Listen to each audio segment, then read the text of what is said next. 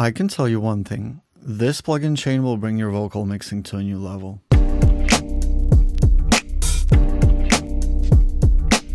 Yes, I know, mixing vocals can be frustrating. They either don't sit in the mix, sound boomy, sound thin, overcompressed, and lots more. And probably how to mix vocals is one of the most frequently asked questions there is out there. But hey, we're here to find answers. So today I'd like to share with you what, in my opinion, is a simple and effective vocal chain. I'm using Logic Pro plugins only for this session, and the best part is that you'll actually be able to download the project and go into the details of my mixing processes. This will also serve you as a template for your future projects. You'll find out how to download this project in the end of the video, but for now, let's dive right in. This is a song we're working with today. I've downloaded the project from the Cambridge Music Technology website. If you haven't heard about them, it's a portal with a huge open library packed with multi-tracks. Check out their website.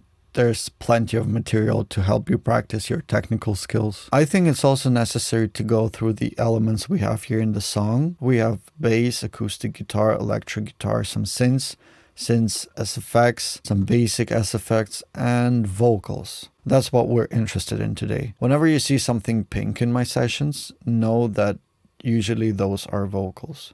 Okay, I guess you'll also be interested in hearing how the song sounds, so let's have a quick listen. I don't throw you out my head, no, you just walk around so slow. I try to have a say, but baby, it's your town. You've kept my arms so tight into my body. You've kept my lips from running from your mouth. And every thought that's circling around my heavy head still makes me fall for the way you haunt me. I don't know your plans, but I fall for them again. I forget your touch, then I fall back on your skin. And every time I turn, I'm just feeling sick, all out of breath and logic. It feels like I'm in love, but maybe I'm just nostalgic. When it comes to mixing vocals, my approach is simple. I find an issue, I fix it. This is what I've actually done here with our first plugin. I'm fixing issues. So what do we have here? Surgical EQ. What I did here is I've actually removed the unwanted frequencies, removed some low end, the excess low end, some boominess, boxiness, some resonances here, and a bit of the highs. Why am I doing this? My goal is to make the voice sound as if I'm having a conversation with someone in real life. You'll never hear resonances in someone's voice in real life situations. And that's pretty much it for the first plugin. Let's have an A/B comparison. And every thought that's circling around my heavy head still makes me fall for the way you haunt me. So what's next? Usually when I'm done with the surgical EQ, I immediately add a first compressor. In my chain, the first compressor usually works with the peaks. Quick explanation. The peaks are the loudest parts of your audio signal. You can see it on the image. So why do we need a separate compressor for that? Well, I'll try to explain. I'm not a huge fan of compression, and I'm not a huge fan of overcompressed audio either. So in order to make the compression sound as transparent as possible, I try to delegate different tasks to different compressors. This specific one works with the peaks only. You can see it by fast attack and release times, and the gain reduction as well. It reacts only to the loudest parts of the signal. Well, it's actually the threshold that tells the compressor that we want it to react only to the loudest parts of the audio signal. Let's have a listen on how the vocal sounds with the compressor being active and with the compressor being bypassed. And every thought that's circling around my heavy head still makes me fall for the way you haunt me. And every thought that's circling around my heavy head still makes me fall for the way you haunt me. If you struggle to set up the threshold, the more detailed visualization can be accessed right here. These are the peaks. By having the threshold a bit below these exact peaks, we're able to use the compressor in a way I mentioned earlier. So the graph will help you set up the threshold more precisely. So what I did next is I've added a second compressor. So this compressor will work with the overall audio signal, but it's also important to remember that our audio signal is already dynamically controlled in a way, so it won't overreact to the peaks. And here I'm using a different type of a compressor, an optical one. The optical compressors are usually famous for softer compression, longer attack and release times. In this specific version, you are able to control the attack and release. In the original version, which is the LA2A, the release and the attack times are fixed. You cannot change them. By setting longer attack and release times and pushing with the threshold a bit, we manage to compress the overall signal. This gives us a more balanced dynamic range. Here, let's have a listen.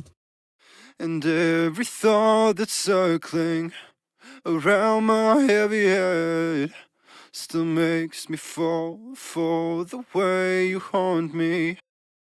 And every thought that's circling around my heavy head still makes me fall for the way you haunt me. So compressors tend to bring a lot of mud. And what I usually do is, after using my compression and after I'm sure that the compression does work, I add another EQ. This EQ works with the mud that is brought up by the compressors. Basically cleans the after effect of the compressor and balances the tone of the vocals. Let's have a listen. And every thought that's circling around my heavy head still makes me fall for the way you haunt me. If we quickly look on what's happening here, I've worked a bit with the low, mid, and the mid, and surprisingly some of the highs came up, so I managed to tame them by using a shelf and a bell EQ on the high frequency range. Usually instead of coming back to the first EQ, I just add a new one. My philosophy is simple: one plugin, one process. So if you see that taming the high frequencies with an EQ is not enough, just add a de-esser after that. This instrument helps us with controlling the sibilances. Microphones tend to catch a lot of that stuff. Here's what I've done. I figured out what frequency range I'm working in, and I've adjusted the threshold accordingly. Let's have a listen. And every thought that's circling around my heavy head still makes me fall for the way you haunt me. And every thought that's circling around my heavy head still makes me fall for the way you haunt me.